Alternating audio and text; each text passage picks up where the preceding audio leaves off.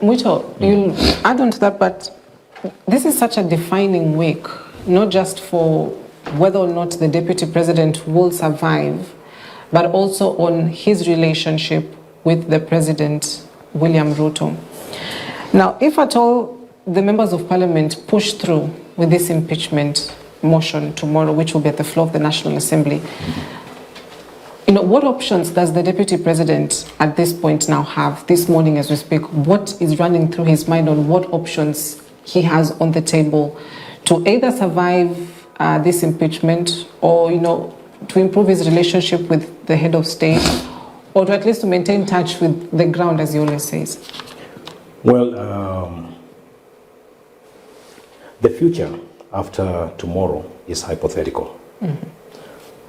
So the deputy president is seeing it from a point where, is there any possibility for me to survive? And it's like what we were trying to, put on the table. What would be running through the mind of the president? And what would be running, what would be actually spinning within the conscience of the president, seeing what had happened to him with the Mount Kenya people since 2018. So certain convictions might cause these things to change. Right. And having the motion set off is one thing.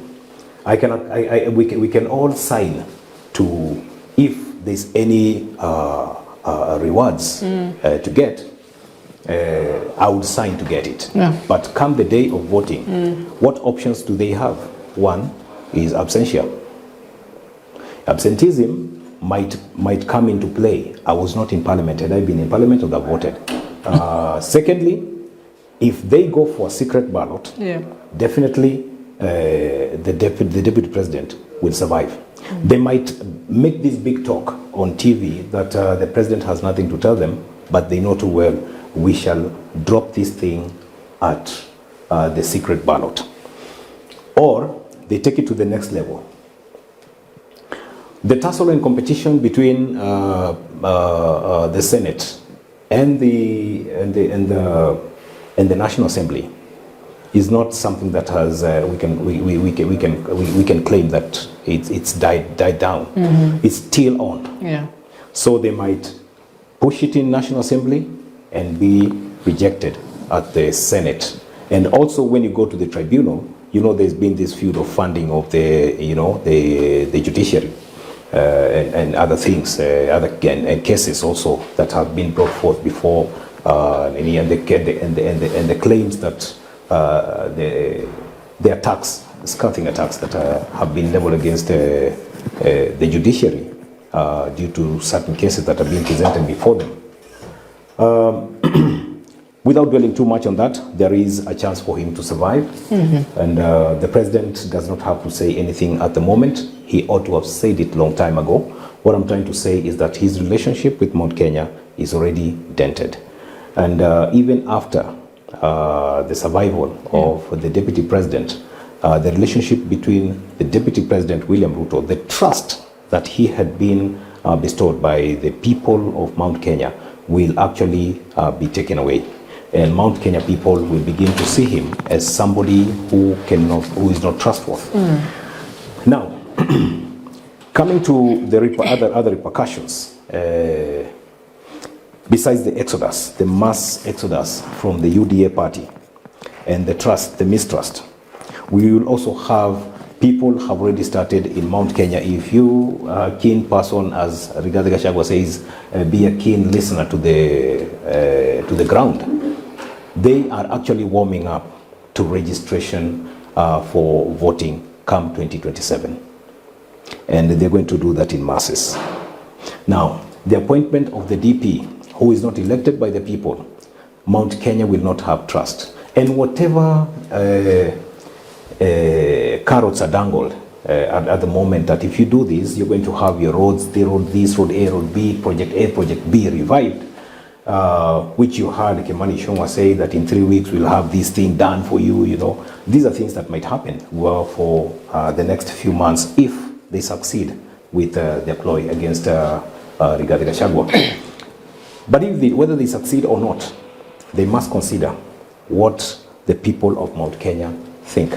Now, if President William Ruto was granted 47% of votes supporting him, and Raila Odinga was granted close to 10% of the total votes that he garnered, and they already united Mount Kenya people. They're in agreement with Uhuru Kenyatta. You saw a certain group of majority youth who were actually on the other side agreeing at Limuru that they will support Rigathi Gachagua. That tells you it's no longer 47%. It's going to be more than that. And that's what I'm saying. He should be worried by the mass exodus from the UDA party. And I'm saying if UDA party is left a shell, he has no power, he has no power on ground. And come 2027 is going to be very tricky. And that's why you're seeing the likes of Kalonzo Musyoka and the DAP party, they are aligning themselves with, if Mount Kenya would come out, then we'd form an alliance, just the same way it happened with the formation of the NAK for Wamalwa, Charity Ngilu, and Mwai Kibaki. So what I'm saying is not going to be a walk in the park for the president after this. So he has to make it very quick, and he has to come out so strongly in support of the deputy president. And what we're seeing is that the divide and rule tactic is also into play, where we're seeing people like, from Kiambu, you have Kimani Ichung'wah, they used to have Kuria Kanyinge. You go to Muranga, they wanted to pick Ndindi Nyoro for Joseph Kamotho, or Ndindi Nyoro was to come in as Kenneth Matiba, but that was to create a narrative that would split the larger Mount Kenya electorate. Yes. Because they know that Mount Kenya vote lies in Kiambu, Muranga, and Nyeri. Then Meru. Okay? So they had to make sure that they play this politics. Now, just touching on some of the reasons that have been brought forth as accusations that the president has been behaving inconsistent with the constitution, are things like, he was outspoken, he attacked or mentioned in public or fought in public certain state officials, public officials like maybe Judge Esther, who had taken part in freezing his assets and also accounts. Now, if you saw that the deputy president deserved to have his wealth frozen before elections, and justice was applied then, how come after he was sworn in as deputy president, there was an acquittal, and the DPP did not push for, maybe an appeal or something like that, because he being the then DPP, who is now the current NIS boss, did not push for this, an appeal, that the judgment was unfair based on the facts that he had presented, because it was a political machination, and that's why it didn't go far.